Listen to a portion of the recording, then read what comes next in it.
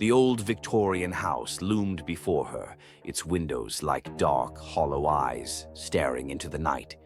Sarah clutched her phone tightly as she approached the front door, her heart racing with each step. At 17, she'd babysat countless times before, but something about this house made her skin crawl. The door creaked open before she could knock. Mrs. Blackwood, a pale, thin woman with sunken eyes, ushered her inside. "Thank you for coming on such short notice," she whispered. "Emily is already asleep upstairs. We'll be back by midnight." Sarah nodded, forcing a smile as the couple left. The house fell silent save for the ticking of an antique grandfather clock in the hall. She made her way upstairs, the floorboards groaning beneath her feet. Emily's room was at the end of the long, shadowy hallway. Sarah peered inside, relieved to see the little girl's chest rising and falling peacefully. She turned to leave, but froze as a soft thump echoed from beneath the bed. Her breath caught in her throat. It was probably nothing, just the house settling, she told herself. But as she stood there, paralyzed, another thump sounded, louder this time. Sarah's hand trembled as she reached for the bedside lamp. The warm glow illuminated the room, casting long shadows across the floor.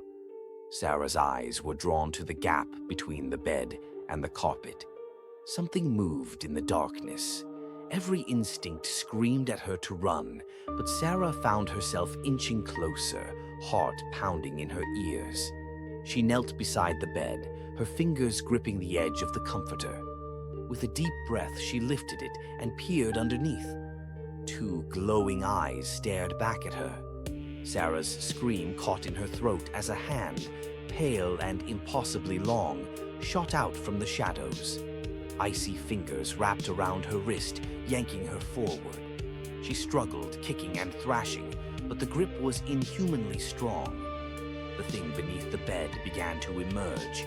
Its skin was gray and mottled, stretched taut over an emaciated frame.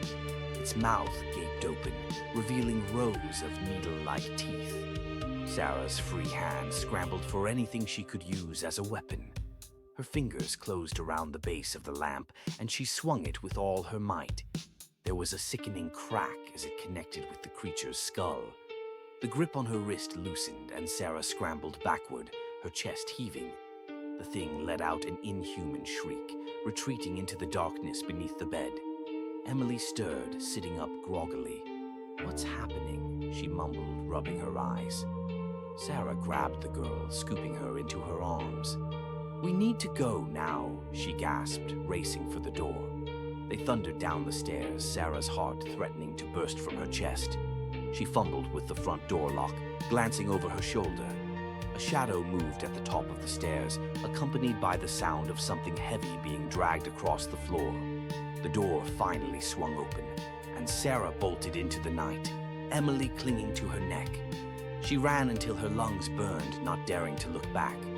When they reached the safety of a nearby convenience store, Sarah called the police with shaking hands.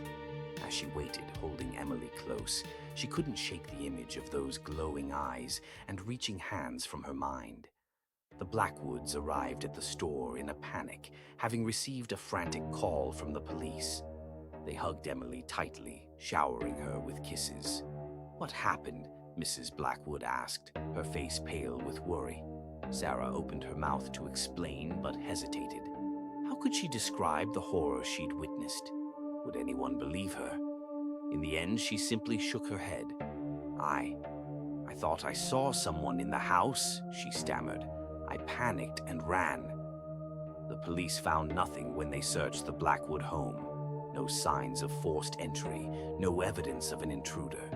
Sarah's story was dismissed as an overactive imagination, a young girl spooked by an old house. But as Sarah lay in bed that night, unable to sleep, she knew the truth. She could still feel the icy grip on her wrist, still see those glowing eyes in the darkness. And she knew with chilling certainty that somewhere out there, beneath someone's bed, that thing was waiting for the next unsuspecting victim to peer into the shadows.